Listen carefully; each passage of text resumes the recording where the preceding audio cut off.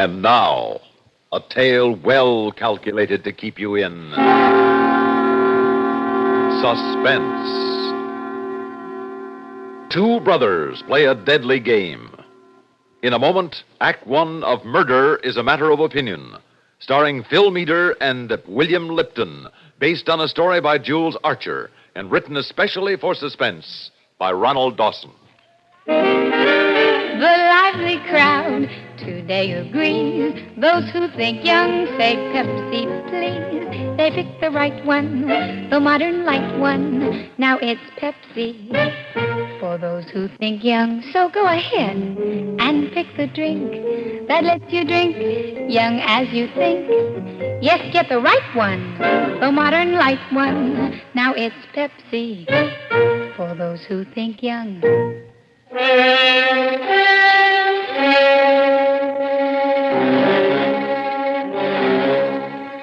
It wasn't surprising that my younger brother Brian and I disagreed so violently on the question of capital punishment. We chose opposite sides on everything as a matter of habit.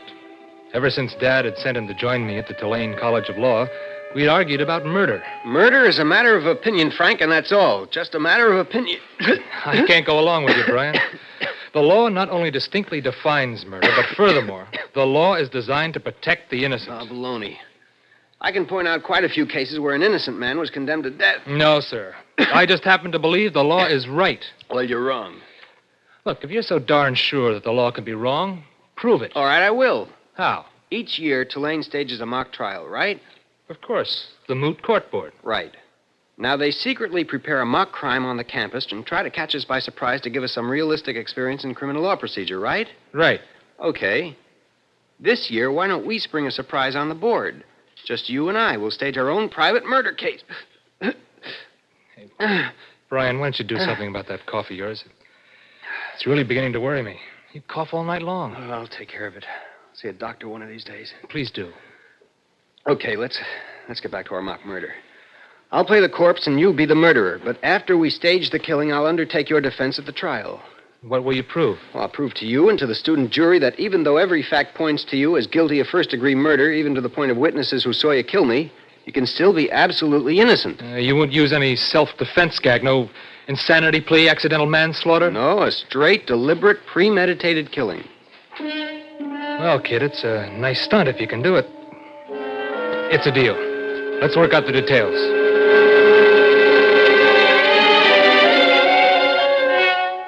To give us a little more incentive, I bet Brian $100 that he couldn't win. And we got busy and worked out the details. We rehearsed and rehearsed until we were letter perfect. And then we began to act out the drama for the benefit of the student body. We were in the dormitory, and it was crowded.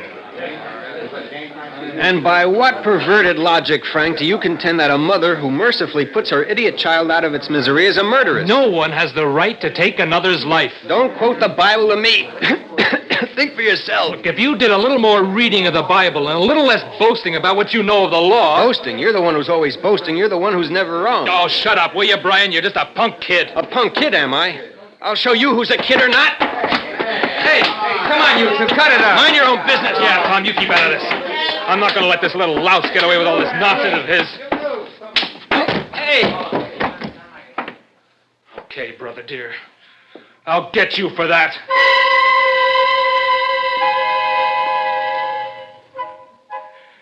The fight achieved our purpose. We had planted the idea that Brian and I were on the outs. To make it still more emphatic, we made it a point not to speak to each other for several days. It was a pretty good act. Tom Penson, a mutual friend, stopped in to see me. Frank, I realize I have no right to say what I have in mind. Well, then don't. I have to. As an old friend, Frank, I just can't understand what's come over you and Brian. Oh, he's impossible. Do you know that young punk has the nerve to question father's decisions? Can you imagine baby Brian questioning the decisions of one of the most learned judges in the country? Well, he's got an inquiring mind. He wants to explore the law. Inquiring mind, my eye. He's got a colossal conceit, and one of these days I'll knock it out of him.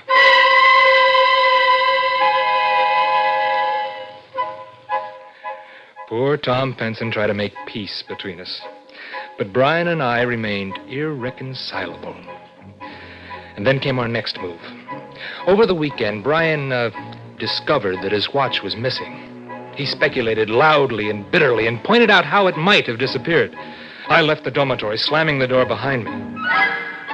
Later that day, I was sitting with Tom Penson and a few of the boys at the campus cafeteria. Brian wandered in as per schedule, signaling his entrance with that racking cough of his. Oh, gentlemen, just gaze at what my poor, deluded father expects Tulane to transform into a lawyer. All right, where is it? Where's what? You know darn well what, my watch. Now, how should I know where your watch is? I want it back, and I want it back now. Are you implying that I stole your lousy watch? I'm implying nothing. I'm saying you stole it. Hey, look, fellas, if you're going to start another fight, I'm getting out of here. I don't want to... You stay right where you are, Tom. I want a witness to just what that young punk is saying. For the last time, I want my watch. Look, if you weren't such a weak sister, I'd knock you on your ear. Why, you... Brian, don't. Get out of the way, Tom. Now, you, Mr. Frank Jackson, are going to give me back my watch. I haven't got it, you ass. Okay, then, you dirty lying thief. Hey, stop it, you guys. Come on, Frank. Brian, cut it out. You'll kill each other. I'll get you for this. Sweet, dear brother. You'll pay for this, baby Brian. Well, that was the finish of the build-up. And it worked out exactly as Brian and I had planned. The campus buzzed with gossip about the feuding Jackson brothers. There was even a rumor current that the dean was going to send for both of us. Brian and I had started that rumor. Well, that night there was an affair on the campus, which neither of us attended. I slipped over to my study, and a few minutes later, Brian came in. Hi there, public enemy number one. Hi, big boy. Hey, Brian, I wish you'd take care of that cough. Yeah, I will soon. Oh, my jaw is still sore, you bum. You didn't have to hit me that hard. Sorry, Frank. I tried to pull my punch, but I guess I'm not very good at that sort of thing. You sure no one saw you coming here? Oh, no. Campus is deserted. Ah, okay. Well, now we're about set for the final act. The payoff takes place in the bookstore, right? Right. Okay, now look at this. Oh, good. You got the gun. Yep, a .32 loaded with blanks. I borrowed it from the Army. They'll never miss it. Fine. And I've got a paper cup filled with ketchup. I'll stick it under my shirt. And when I fire, you'll clasp your hand to your heart? And squeeze out the red blood. And then you lie on the floor while I make my escape. Right. And I'll lie on the floor for at least 5 minutes to give you a chance to get away. Now, don't forget, you're to call the dean and tell him about the hoax and then have him set up the mock trial. Everything looks set. Tomorrow, then. The bookstore at 12:15. Right. I'll come in and start a fight, insult you, and you'll do the rest, okay? One more thing. All those plans we worked out on paper, you're sure you threw them all out? Absolutely. I burned them. There'll be no clues around to show that the whole thing's a hoax until after it happens. This is one time that I'll win, Frank. Everything went smoothly. Brian entered the bookstore at 12:15, mingling with the noonday browsers.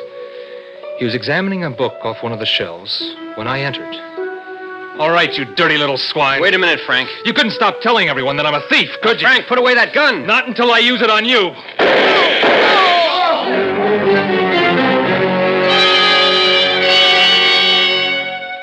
Brian clapped his hand to his heart. The catsup trickled out over his shirt in a convincing red stain. With a slight groan, my brother slumped to the floor on his face. Oh, it was a beautiful job. 2 girls screamed and 1 student fainted. Everyone in the bookshop stood transfixed in horror.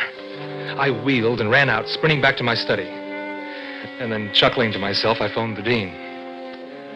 He wasn't in, so I left word that I called and asked if he'd call me back. I relaxed in my bed, waiting for the dean to call. I began to speculate over Brian's possible defense pleas on my behalf at the trial. He agreed to every detail of the crime as we enacted it. How could he convince a jury of law students that it was anything but first-degree murder? I hated to see Brian make an ass of himself publicly, but it was his idea. Dear God, Frank. What's wrong, Tom? You're as white as a sheet. What did you do it for? How could you do such a terrible thing? Oh, I just killed a little stinker because he had it coming to him, that's all. You killed your own brother and you're laughing at it? He looks so funny lying there. But your own brother. Well, what difference does it make? Just a minute, Tom. That must be the dean. I'm expecting his call. Hello? Jackson, Speaking. this is the dean. Yes, sir? Come to my office immediately. Yes, sir. Beat it, Tom. That was the dean. He wants me to report to his office immediately. But, Frank, look, you're in a lot of trouble. Perhaps if you plead insanity. Insanity, my foot. I planned it. Yes, sir, it was premeditated murder.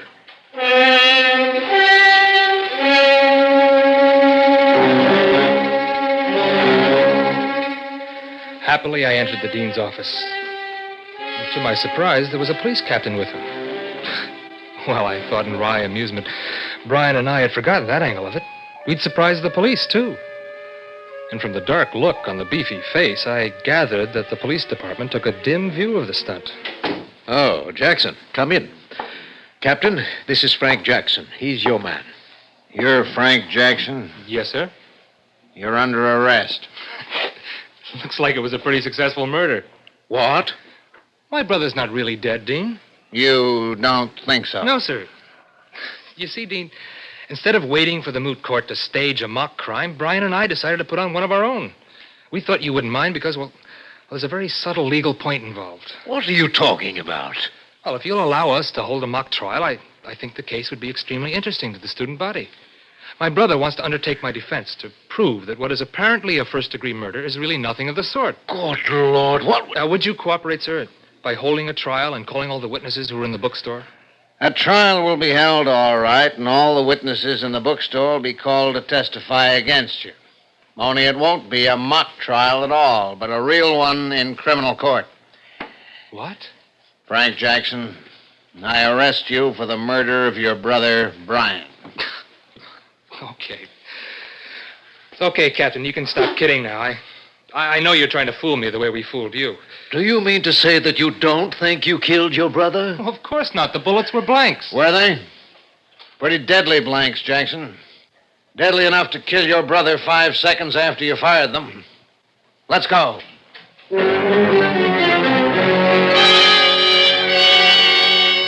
was a nightmare. I'd wake up, I told myself, and Brian would be sleeping beside me in the dormitory. But then I forced myself to look up, and the barred window was still there. An uncontrollable chill shook me. This was a jail, and I was not dreaming. I was on trial for my life. The dean phoned my father, who came rushing to my aid. He was led into my cell. Frank. Dad, this is awful for you. Brian gone and me here. Son, we've got to fight.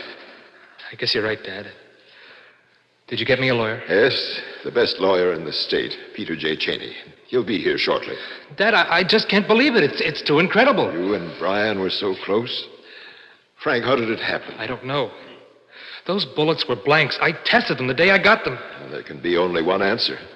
Someone replaced the blanks in your gun with real bullets. But who? Why? No one knew about our plan to stage a mock crime but Brian and me. I didn't even have any real bullets in my possession. There wasn't even the possibility of a mistake. Well, Brian certainly never would have done it. He knew full well the gun was going to be fired at him. And who? Why? I just can't figure it, Dad. It's driving me mad. Think hard, Frank. Isn't there anybody, one single person, who knew about or suspected the hoax? No, there isn't. Not a living soul can testify that Brian and I were playing a game. The only voice that could prove it belongs to my dead brother. But on the other hand, everyone on campus can testify that we had bitter quarrels. None of them knows that the quarrels were faked, and at least 12 witnesses saw me shoot my own brother down. Saw me murder Brian in cold blood.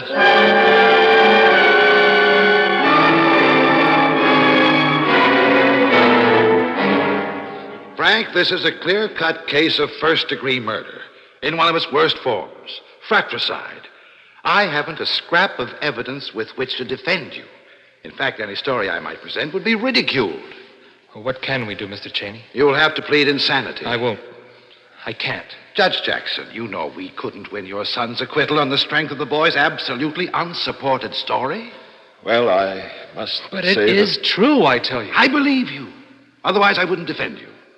But we don't even have an explanation of why there were real bullets in that gun. Dear God, I wish I knew. Son, a jury might credit a plea of insanity. A nervous breakdown resulting from overwork. With good character witnesses for you, you might have a chance. Dad, what should I do? Frank, I have no right to dissuade you from choosing the legal course which has the best chance of saving your life. But I can only say that I believe in telling the truth.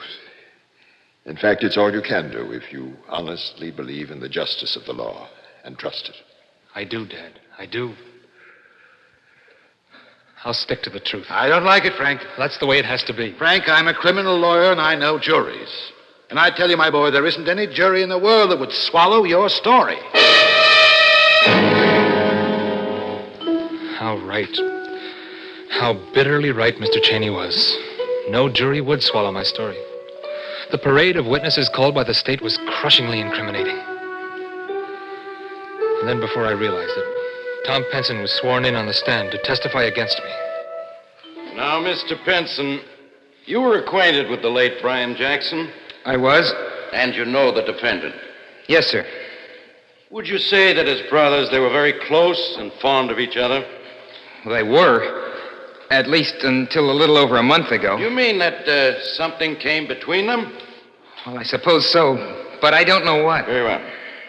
Now, Mr. Penson, were you present in the cafeteria on the afternoon of December 10th? Yes, sir.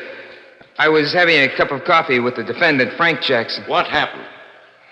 Brian came in and Frank insulted him. What do you mean he insulted him? Well, Frank said, "Take a look at what my father expects Tulane to transform into a lawyer." He meant, of course, his brother Brian? Yes, sir. And he said it so loud that everyone in the cafeteria must have heard it. I see. Then what happened? Brian accused Frank of stealing his watch. Was that the end of their quarrel? No, Frank denied that he had the watch, and Brian struck him. You saw that blow struck? I did. Yes, sir. Mr. Penson, were you present when the defendant fired the shots that killed his brother? I was. Where did that take place? In the bookshop. What were your reactions? I could hardly believe my eyes. I kept hoping it was some kind of a joke. Go on. I rushed over to Frank's room. Did you say anything to him? I did. I asked him why he did it and how he could have done such a terrible thing. What did he say? He said, "I killed the little stinker because he had it coming to him."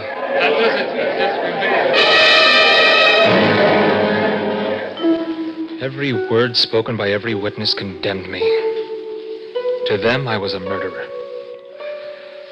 As the testimony was piling up the evidence against me, I kept remembering the last serious thing Brian said to me. "This is one time that I'll win, Frank." Ironically enough, it was beginning to look as if this time Brian would win. Listening to all the testimony, I began to doubt my own sanity. My story began to sound foolish and incredible to my own ears. But it was all I had to offer in my own defense. No proof, no witnesses. The entire courtroom, I knew, was convinced of my guilt beyond the shadow of a doubt. Suddenly, I was aware that the prosecutor was questioning me. I repeat, what happened to the blank bullets you claimed you had? I told you before, I don't know. Again, I ask you, if all of this was just a hoax, as you stated, and if the whole thing was kept an absolute secret by you and the deceased, who could have known and who could have changed those bullets? I don't know. I don't know. There are too many things you don't know, Mr. Jackson. I would say that you don't even know how to lie. I'm not lying. It's the truth.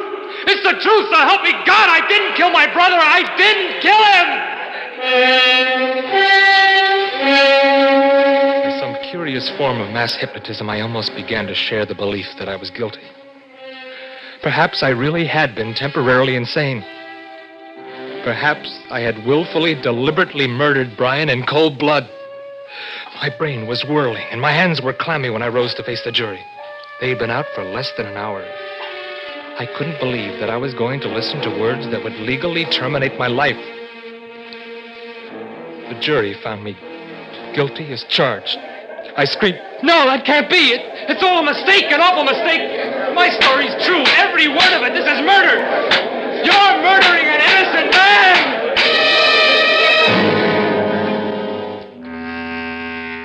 I was sentenced to die on the 4th of March. That gave me some time to think about the amazing thing, the unbelievable thing that had happened to me. Some time to explore my soul and memory. I was innocent, and I had told the truth.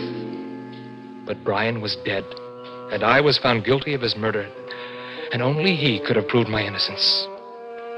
His words came back to me 100 times a day. This is one time I'll win, Frank.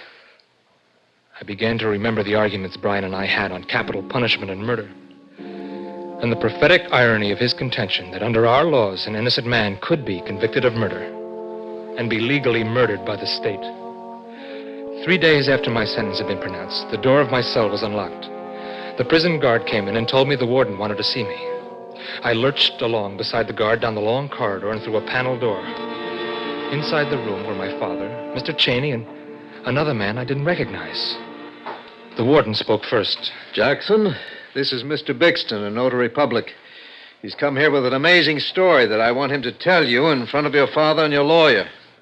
All right, Mr. Bixton. Well, you see, 3 days before your brother before he died, he came to me and wrote out a statement which he made me witness without reading. It was sealed in an envelope in my presence, and I kept it in my safe. Please go on. Your brother said you were going to be tried for a crime, and that if you were convicted, I was to hand this envelope to the warden 3 days after your sentence. I have acted upon his instructions. The warden has read the letter and wants me to give it to you. Here it is. To whom it may concern. This is an open letter to my brother Frank, who will probably need it. Dear Frank, I hope you will forgive me for what I did to you. It was I, Brian Jackson, who replaced the blanks in your gun with real bullets. If you recall, you kept urging me to see a doctor because of my cough. I did see a doctor, but never told you or Dad that he had given me only a year to live at most. I couldn't stand a lingering death like that, Frank, so from the very beginning when we planned the hoax, I had suicide in mind. That is what it practically was. But I wanted to prove to you for once that you were wrong.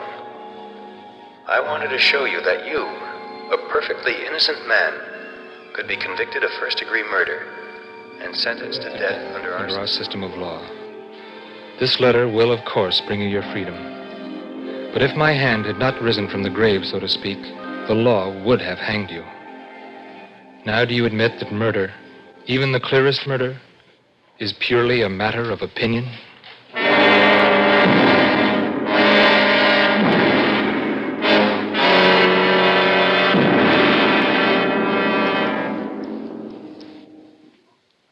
Suspense. You've been listening to Murder is a Matter of Opinion, starring Phil Meader and William Lipton, and written for Suspense by Ronald Dawson, based on a story by Jules Archer. Suspense is produced and directed by Bruno Zerato Jr.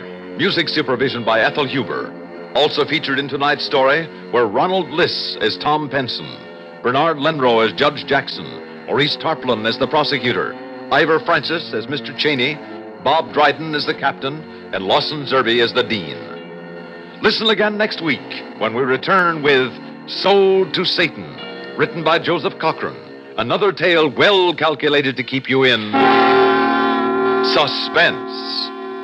Expanded CBS News every hour on the hour weekdays presents the most complete network news coverage. This is the CBS Radio Network.